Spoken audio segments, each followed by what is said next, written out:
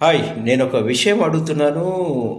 ఇది బహుశా జన సైనికులకు గాని, కూటమి ప్రభుత్వంలోని వాళ్ళకి చాలా కోపం రావచ్చు.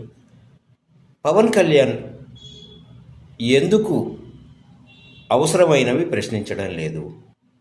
చంద్రబాబు నాయుడు గారు సీఎం హోదాలో ఉంటూ మొన్న వైసీపీ కార్యకర్తలకు ఎటువంటి పరిస్థితుల్లో ప్రత్యక్షంగా కానీ, పరోక్షంగా కానీ ఎవరు ఎలాంటి హెల్ప్ చేయొద్దు అని చెప్పారు. ఏం సార్? అంటే వాళ్ళు ఆంధ్రప్రదేశ్లో జనాలు కాదా? పోయిన ప్రభుత్వంలో అలాగే జరిగిందా?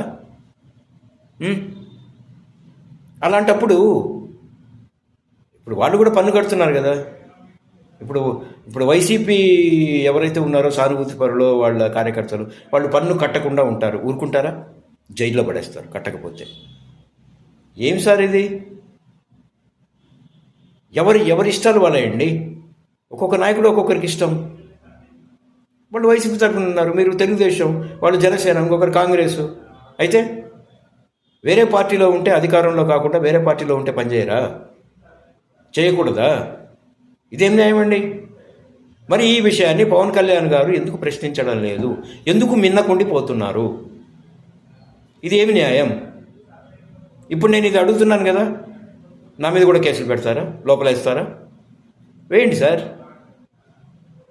ఏం న్యాయం అసలు?